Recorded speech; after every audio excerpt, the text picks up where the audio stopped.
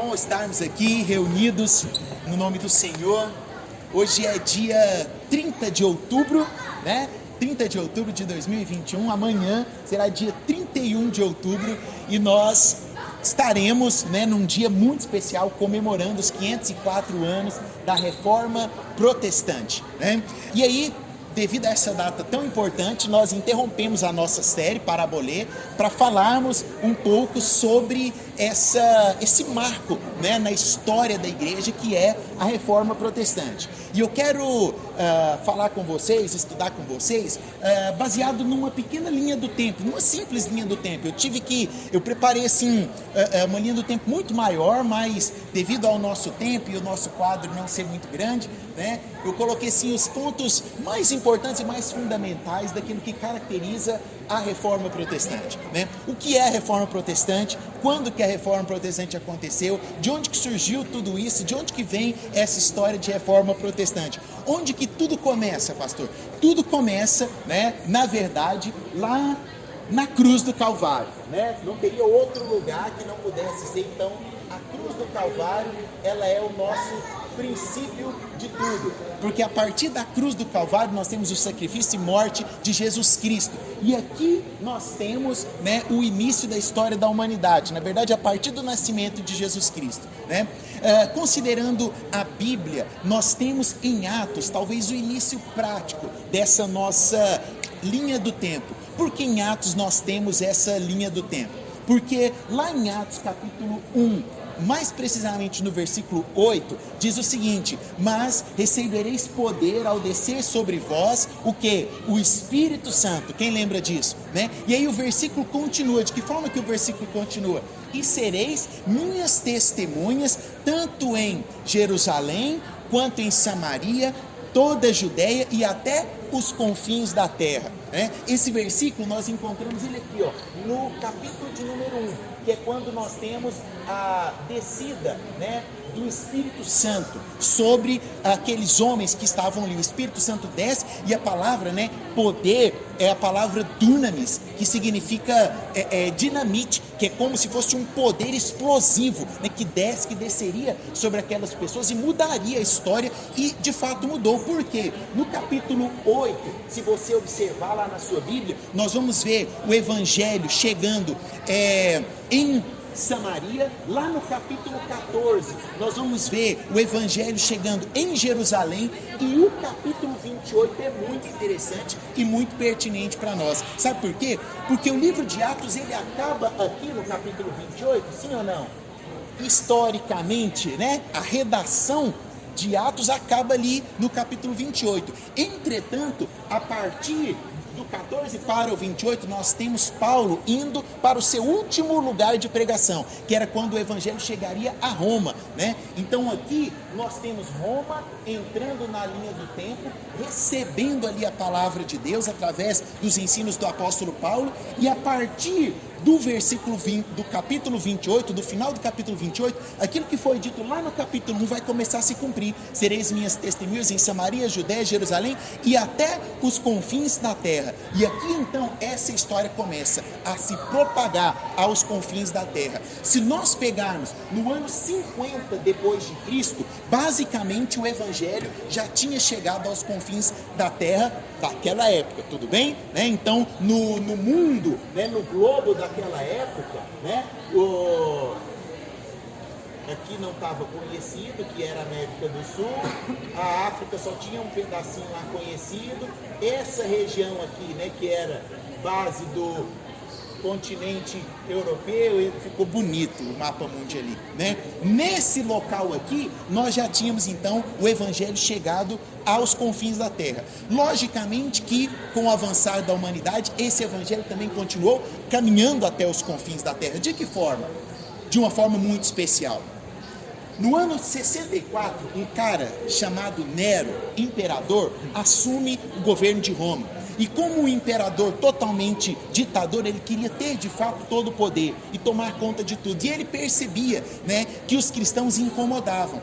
Nero, então, num desastre, de um cara maligno, matou a própria mãe. Você pensa, um cara desse não pode ser, nunca será, num num cálculo errado, ele coloca fogo em Roma. E sabe o que acontece? Roma, naquela época, haviam 14 distritos. E apenas os 4 distritos onde os cristãos moravam não pega fogo. Então, o tal do Nero usa isso como uma estratégia e diz: olha, quem colocou fogo na nossa cidade foram eles, porque o lugar onde eles estavam não pegou fogo. Então aqui nós temos o início de uma perseguição extremamente vigorosa, maligna contra todos os cristãos. Os cristãos começam a ser perseguidos e mortos, não eram nem torturados, eles estavam sendo perseguidos para serem de fato exterminados. E o que acontece aqui, de 64 a 70, chegando a 81, por exemplo, aqui, Vespasiano, sabe o que Vespasiano faz? Vespasiano constrói ali a famosa arena, né, que era onde os cristãos eram jogados ali para serem destroçados pelos leões, né, como método de matá-los e de entreter a população. E essa perseguição, ela vai ficando cada vez mais intensa, por exemplo, com Domiciano, Marco Aurélio, Décio, Diocleciano, todos homens que foram usados, né, pelo maligno para perseguir e para matar a igreja. Só que quanto mais se perseguia a igreja, quanto mais se procurava matar os cristãos, era como fermento, mais crescia. E ninguém conseguia explicar o que é isso, por que isso estava acontecendo. Quanto mais perseguia, quanto mais torturava, quanto mais matava, mais esse povo continuava crescendo. Mais tinha cristão prostrado, adorando a Deus. Mais tinha gente se reunindo aos santos. Mais tinha gente buscando entender a palavra de Deus. Mais tinha gente testemunhando de Jesus Cristo. Até que no ano de 303, a perseguição estava tão vigorosa, tão intensa, cristãos eram mortos das maneiras mais horríveis que se possa imaginar. Acontece alguma coisa. Deus sempre está na história, Deus sempre interfere na história. E em 313, um imperador chamado Constantino assume o reinado. Constantino não era cristão, nunca foi cristão. Entretanto, Constantino estava numa guerra, numa batalha. E nessa batalha, quando ele estava ali lutando, sabe o que acontece? O exército deles estava sendo derrotado. E o exército inimigo estava vindo para cima deles. E vindo para cima, eles não sabiam mais o que fazer. Eles seriam destruídos. De repente, Constantino olha para o céu e fala: Deus, se você me ajudar, se você nos ajudar a superar essa batalha aqui, o meu reinado será em teu favor. E aí quando ele olha para o céu, sabe o que ele enxerga? Ele olha para o sol e ele enxerga uma cruz. E aí surge, né, a frase, né, com este sinal vencerás. E ali ele chama o exército e eles vão para cima daquela batalha e eles vencem aquela batalha. Ele pega então o sinal da cruz e espalha por todo o seu reino e entra aqui em 313 depois de Cristo com o famoso Edito de Milão. O que era o Edito de Milão? Os cristãos não poderiam mais ser perseguidos. Então aqui, nesse momento da história, Deus interfere e aquilo que era um horror, aquilo que não era crime, se torna crime. E Constantino coloca a religião cristã, o cristianismo como religião oficial da nação.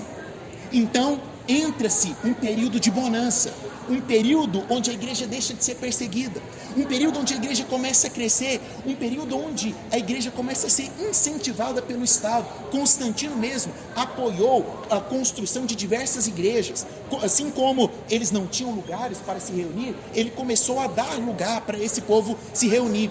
E daqui em diante, né, de 313 até 607, vários sínodos, vários concílios foram acontecendo no intuito de promulgar as normas da igreja, né? Algo interessante que acontece aqui em 416 com Agostinho de Hipona, né? Agostinho talvez tenha sido um dos primeiros apologetas, defensor do cristianismo, né? No ano de 416, ele, com toda a sua eloquência, todo o seu estudo após a sua conversão, ele descreve, né, e os seus textos começam a ser muito bem conceituados por todos, e aí surge Pelágio, e eles fazem um embate muito grande, porque os pelagianos, seguidores de Pelágio, eram aqueles que não acreditavam na divindade de de Jesus Cristo. E Agostinho, ele vem então para mostrar que Jesus, ele era ao mesmo tempo homem, mas ele era Deus, ele tinha todos os atributos de Deus. E ali, 416, acontece uma grande batalha teórica, Agostinho vence, e a igreja mais uma vez começa a crescer com essa vitória, né, argumentativa, até 607. Quando em 607, o Estado já estava tão interligado com a igreja, que o Estado tem uma ideia fenomenal, que seria o quê? De eleger aquele que iria administrar a igreja. Então, naquela época, né, Bonifácio, que era então responsável, né, pelo Estado romano, ele chama ali o primeiro Papa e o coloca, né, na posição de primeiro Papa, dizendo: olha, você é aquele que herdou os escritos lá de Mateus 17, o sucessor de Pedro, que foi o pai da igreja. Então, a partir de agora, nós teremos alguém que será o mediador das coisas que acontecerão entre a igreja e o Estado. E o que acontece? Um novo desastre, porque o Estado começa a influenciar cada vez mais, e o poder que é dado então para o Papa se torna um poder mais político do que um poder eclesiástico. E esse poder político começa a influenciar de tal forma que a igreja, ela deixa de ser um movimento cristão e passa a ser um movimento mais social e político. A igreja, até aqui em Constantino, era vista com maus olhos, mas depois de Constantino, ela começa a ser enxergada pela alta sociedade. Então, os ricos começam a entrar na igreja, né? As classes sociais altas começam a estar na igreja, porque estar na igreja era ser culto, né? Era ouvir uma pregação do Papa em latim, era ter o direito de ler algumas escrituras. Então, os ricos e muito dinheiro começa a girar e a rodar dentro da igreja. A igreja se torna muito rica. A igreja contém uma grande variedade de pessoas que ofertavam, que davam, né, o seu dinheiro ali, e ela, juntamente entrelaçada com o Estado, se torna esse grande poder. E esse grande poder, basicamente, domina toda a era ou todo o período chamado medieval, que também é conhecido como Idade das Trevas. No período medieval, que vai ali de 400 e alguma coisa, até 300 e pouquinho, né? 1300 e pouquinho, era considerado o período onde tudo ficou apagado, onde as luzes se apagaram, né? Aquilo que foi produzido, aquilo que foi feito, e principalmente por conta dessa sombra que havia em cima da igreja, né? Por conta dessa angústia que pairava nessa relação que existia, né, entre a igreja e o Estado. Pois bem, esse período acaba sendo um período onde houveram produções, né? Mas tudo que havia, tudo que existia, estava sob o domínio da igreja. A arte, a ciência, a política, tudo estava ali guardado, as 7 chaves pela igreja. Mas, porém, todavia, contudo e entretanto, o nosso Deus não é um Deus que se omite na história. Ele é um Deus que está dentro da história. O nosso Deus é um Deus que não estava apenas antes da cruz, né? Vamos aqui para o lado de cá, só um pouquinho, rapidinho, nesse espaço aqui, né? Que é a criação, lá da criação, passando pela cruz, até aqui o ano de 1300, Deus está na história, Deus está influenciando. E Deus influencia com um movimento que começa a surgir lá no norte da Itália, chamado de a Renascença, onde as principais bases, estruturas sociais começam a ser tiradas da igreja. É como se Deus permitisse, né? Deus fala assim: não, isso daqui não é exclusivo da igreja, a igreja está guardando algo que é muito grande e que tem que servir para todos. A política não podia ficar lá dentro só da igreja, as artes não podiam ficar escondidas dentro da igreja, a ciência não podia ficar ali fechada dentro da igreja. E Deus permite então que a Renascença venha favorecer o surgimento de homens pensadores que começaram então a argumentar algumas coisas, a tirar de dentro da igreja essas grandes estruturas. E isso acontece para dar base para que entre 1330 a 1384 surjam alguns homens que nós chamamos de pré-reformadores, que talvez não são muito conhecidos, né? Como Wycliffe, John Huss, né? Savonarola, que foram homens que no começo da Renascença começavam a olhar para a Bíblia com outros olhos e começavam a se perguntar: por que as pessoas não leem a Bíblia? Por que as pessoas não interpretam a Bíblia? E esses homens, devido aos seus primeiros questionamentos, devido às suas primeiras perguntas, eles nada mais, nada menos foram queimados pelas suas convicções. Foram mortos por aquilo que eles acreditavam. Foram homens como John Huss, né, que foi levado para ser queimado ali em praça pública, amarrado numa cruz. Quando colocaram fogo ali, falaram: você nega a sua fé? E ele: não nego. Todos precisam conhecer esse Deus, todos precisam ter esse conhecimento, todos precisam conhecer a Bíblia, todos precisam bater de frente com aquilo que a igreja está fazendo. O que a igreja está fazendo não é certo. Então ele diz a sua última frase. Huss significava ganso, né, em escocês, e ali ele grita, né: hoje vocês estão calando a voz de um ganso, mas virá uma águia que ninguém poderá detê-la. Sobre quem ele estava falando, nós veremos adiante.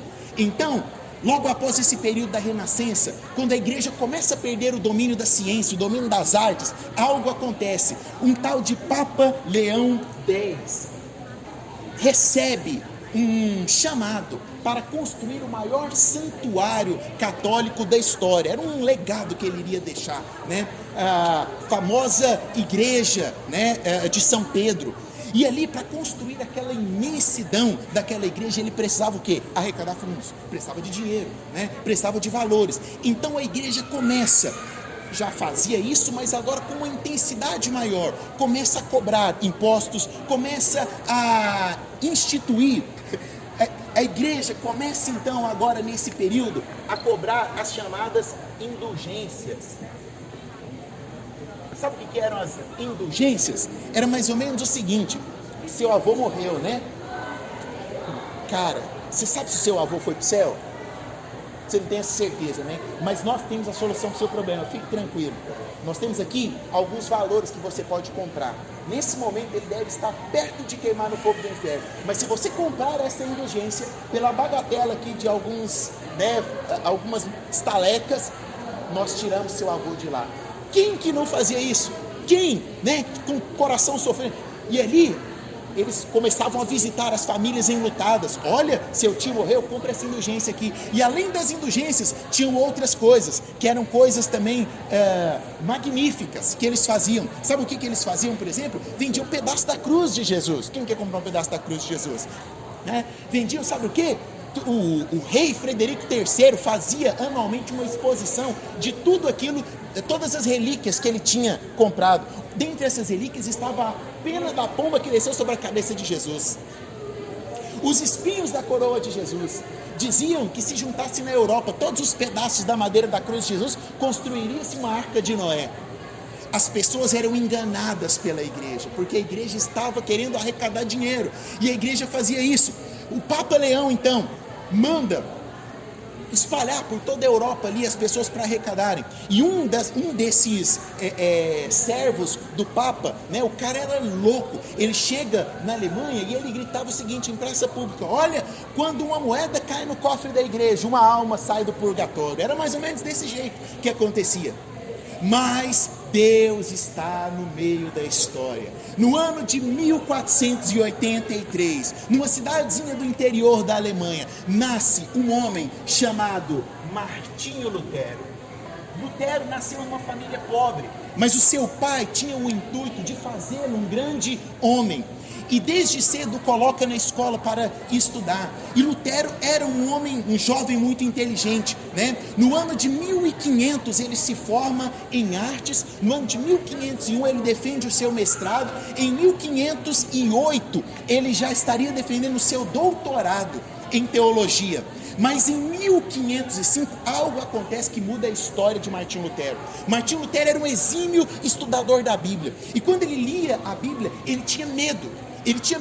Ele vivia pagando seus pecados sozinho, se automutilando pelo medo que ele tinha da presença de Deus. E certo dia, passando por uma tempestade, vocês conseguem ver a tempestade aqui, em 1505, passando por uma tempestade, ele estava ali e ele achou que ele iria morrer. E ele faz um propósito com Deus, ele fala: Deus, se eu sair daqui eu me tornarei monge. E ali cai um raio numa árvore, quebra uma árvore do lado dele e ele não morre.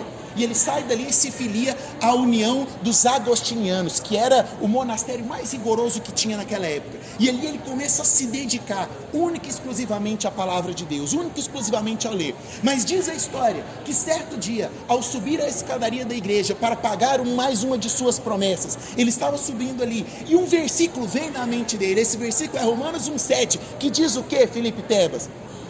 O justo viverá pela fé. E de repente ele de joelho, quando vem isso na mente dele, ele para e pensa: se o justo viverá pela fé, o que eu estou fazendo aqui de joelhos? Por que eu estou pagando essas promessas aqui? E quando ele começa a olhar pelo contexto dele, a igreja fazendo tudo aquilo, roubando dinheiro das pessoas, cada vez mais se enriquecendo, ele fala: isso não está certo, algo tem que mudar. Então ele vai para casa e ali ele se concentra em escrever algumas coisas que iriam refutar diretamente aquilo que a igreja estava fazendo. E então, no dia 31 de outubro, um dia que antecede o dia da comemoração de Todos os Santos, que era o dia que as pessoas iam na igreja de Wittenberg, né, para visitar a igreja, né, e comprar as suas indulgências para os seus mortos. Naquele dia, Martinho Lutero vai na porta da igreja, 31 de outubro de 1517, e prega ali as 95 teses contra a igreja católica. Dentre essas teses estava tudo, desde o refutar as indulgências, ao refutar o ato de não permitir com que as pessoas pudessem ler a Bíblia na sua língua e assim por diante. E aquilo ali vira um frisson. O Papa então fica sabendo disso, escreve uma bula papal e manda lá para Lutero essa bula. Quando Lutero pega, lá na bula estava escrito: você precisa se retratar daquilo que você fez. Sabe o que Lutero faz? Lutero vai para a praça pública, junta todos os cânones da igreja de Roma que ele tinha, juntamente com a bula, e faz uma fogueira no meio da praça e põe fogo em tudo. Estava decretado ali uma revolução que estava prestes a acontecer. Logo depois de 1517, vem a Dieta de Worms, que é quando todo o papado junta-se para discutir aquilo que Lutero estava fazendo, e eles convocam Lutero. Lutero vai para a Dieta de Worms. Chegando ali na Dieta de Worms, sabe o que eles fazem? Eles pegam todos os escritos de Lutero e colocam lá na frente e falam assim: Lutero, você contradiz ao que você escreveu aqui? Lutero fica um pouco apavorado e ele pede uma noite para pensar, e eles liberam ele vai para casa. Diz os historiadores que Lutero naquela noite tem uma luta espiritual sanguinária contra as potestades celestiais. Diz que na casa onde ele ficou tem a marca do pote de tinta que ele pega e arremessa na parede, porque era como se ele estivesse vendo o próprio Satanás ali guerreando e lutando contra ele, para que ele recusasse e refutasse aquilo que ele estava fazendo e aquilo que ele estava promovendo. Então, no meio desse desespero e dessa angústia, no dia seguinte ele vai de novo para a dieta. Chegando ali na dieta, colocam todos os livros e os escritos dele na frente dele e fazem: Martinho Lutero, você refuta aquilo que você escreveu? E ele vira e fala: de forma alguma eu posso ir contra a minha consciência. Aqui estou, aqui permaneço, e que Deus me guarde. Daquele dia em diante, o cisma da igreja estava estabelecido, o racha na igreja estava feito. Todo o povo ali fica alvoroçado, porque todos achavam que Martinho Lutero iria recusar, iria voltar para trás, mas o que ele faz é totalmente contrário. E aí vem a cena mais legal de todas da história. Martinho Lutero então estava saindo e a igreja o decretou herege. Todo herege naquela época, João e Vinícius, poderia ser morto, e a pessoa que matasse não poderia ser punida, porque ele tinha matado um herege. Martinho Lutero então corria risco de vida. Ao sair da igreja, um de seus amigos, chamado Frederico, desesperado, e ele iria voltar então para Wittenberg. De repente, Martinho Lutero é sequestrado por uma carruagem. Todo mundo fica desesperado, sequestrado, vão matar Martinho Lutero. E agora, sabe o que aconteceu? Os amigos de Martinho Lutero, como Frederico, sequestram ele, fazem um sequestro relâmpago para acharem que haviam sido outras pessoas que haviam sequestrado, e levam ele para um castelo, onde ele fica cerca de 10 anos traduzindo a Bíblia do alemão, do latim para o alemão, para que todas as pessoas pudessem ter acesso à Bíblia. Naquela época, algo também fenomenal acontece: a imprensa de Gutenberg, que era a maior forma de viralizar as coisas. Se hoje nós temos o WhatsApp, a imprensa daquela época foi algo fenomenal, onde tudo aquilo que se escrevia poderia ser impresso e distribuído. A imprensa tem um papel chave. Enquanto Lutero estava ali no seu castelo, escrevendo, traduzindo, outras pessoas recebiam os teus textos, isso se propagava, isso se difundia. Várias outras pessoas começaram a surgir, como Martin Bucer, né? Como Melanchthon, que foi o grande amigo de Martim Lutero, né? O grande conselheiro de Martim Lutero. Melanchthon certa vez virou para Lutero e falou assim: não use nada mais que não seja a sua inteligência, a inteligência que Deus te deu. Era uma pessoa que investia em Martim Lutero. E Martim Lutero, então, depois de todo esse período ali, depois desses 10 anos, a palavra de Deus começa a se difundir, outras pessoas começam a ter essa visão, outras pessoas começam a entender, como na Escócia, por exemplo, Ulrico Zwingli, que foi contemporâneo de Martim Lutero. Logo depois vem na Suíça com o surgimento de João Calvino, que foi um cara sensacional. Se Lutero foi o coração da reforma, o cara apaixonado, né, que daria sua vida, que daria tudo de si pela reforma, João Calvino seria a mente pensante da reforma. João Calvino começa a sistematizar, né, e junto com João Calvino vem Guilherme Farel, né? João Calvino certa vez estava se retirando para um repouso, né? E ao passar por Genebra, Guilherme Farel encontra ele e fala: cara, você chegou aqui em Genebra está vivendo um alvoroço por conta daquelas coisas de Lutero e tudo mais da reforma. Aí ele: não, eu preciso sentar para poder escrever. Ele aponta o dedo na cara de João Calvino e fala assim: eu te conjuro de que se você não ficar aqui, o teu Deus irá acabar com todo o seu descanso. João Calvino fica com tanto medo que ele resolve morar em Genebra, né? E ali ele se estabelece em Genebra e uma revolução acontece em Genebra. Se você for hoje, nas suas próximas férias, né, eu sugiro que você conheça ali Genebra, né, faça um passeio pelos Alpes suíços, conheça a Universidade de Genebra, é um passeio muito legal. E quando você for conhecer a faculdade de Genebra, você vai ver um pátio muito grande, assim, que tem uns locais para jogar xadrez com peças gigantes, muito legal. Tem um outro local onde tem uns pianos de cauda, no meio do ar livre, assim, você pode sentar e tocar. Mas de frente à faculdade de Genebra tem o Muro dos Reformadores, onde nós temos ali as grandes figuras, tanto da reforma quanto da pré-reforma e da pós-reforma, porque isso não acaba aqui. Logo após Martim Lutero, outras pessoas começam a surgir. Eu preciso destacar, olha, eu estava estudando, eu falei assim: nós vamos fazer uma série sobre pré-reformadores, reformadores, pós-reformadores e mulheres da reforma. Tem umas mulheres sensacionais. Catarina Vambora, Catarina Vambora casou com Lutero, coisa mais linda, o amor está no ar, the love is in the air, né? Foi extremamente importante na vida de Lutero, né? Sabe por quê? Porque os monges não se casavam. O que Lutero faz? Chuta o balde, eu vou casar. E sabe com quem ele resolve casar? Com a freira. Toma, era Catarina Vambora. Eles se casam, né? Tem um monte de filhos. E a história continua. A história não para. Esses homens, então, marcam, deixam um legado. E aí eu acho que nós podemos depois desenhar uma nova série, né, as quais nós iremos estudar sobre isso. Vai ser a nossa próxima série, tudo bem? Os grandes nomes da reforma, tanto dos conhecidos como aqueles do anonimato. E esses homens nos deixaram um legado que nós costumamos denominar como as 5 solas da reforma protestante. Sola fide, somente a fé. Sola escritura, somente as escrituras. Sola gratia, somente a graça de Deus.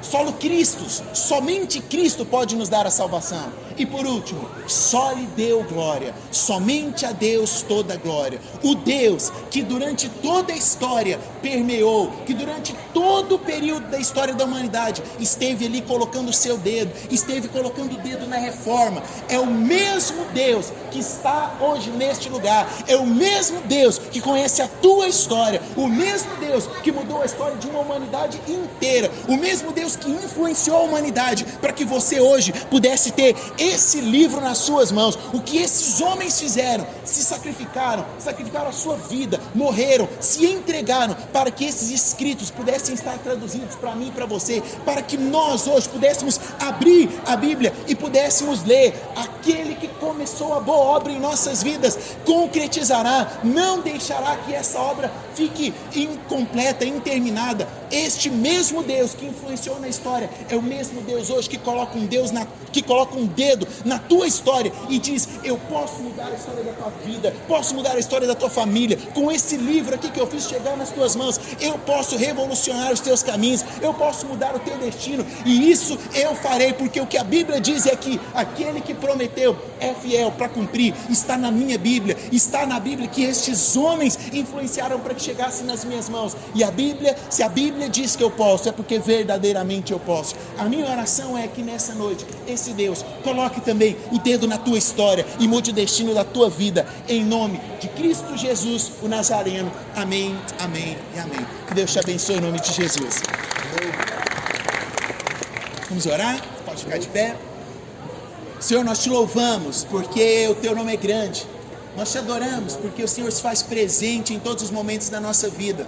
Nós te adoramos porque sabemos que o Senhor é o Deus que põe o dedo na nossa história e muda o destino das nossas vidas. E nós clamamos ao Senhor que nessa noite a nossa vida possa ser transformada pelo Senhor. A vida plena que nós sonhamos, o desejo que nós temos em nossos caminhos, ó Deus, de romper os limites, de nos aprofundar no conhecimento do Senhor, de alcançar os sonhos que nós temos. Senhor, nessa noite nós nos rendemos diante do Senhor e dizemos a Ti, Pai querido, muda as nossas histórias, faz o nosso coração bater mais forte, ó Deus, que a mesma chama que incendiou o coração dos pré-reformadores, que a mesma chama que acendeu, ó Deus, o coração e a paixão de Lutero, de Wycliffe, de John Hus, possa ser a mesma chama que incendeie os nossos corações. Nós não podemos deixar a história passar vazia, nós não podemos deixar, ó Deus, que a história chegue até nós e que nós não venhamos dar continuidade a essa história. Nós queremos continuar a história. A Bíblia nos ensina isso, que nós possamos ser a eclésia reformata, et reformata es, uma igreja reformada, sempre se reformando. Esse é o desejo do nosso coração.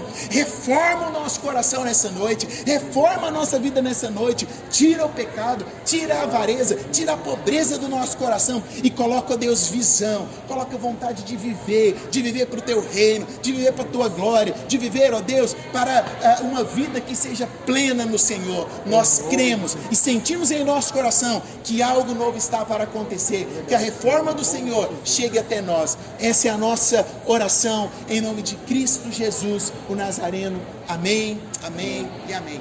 Deus te abençoe em nome de Jesus. Reformata, sempre reformada. Nós encerramos.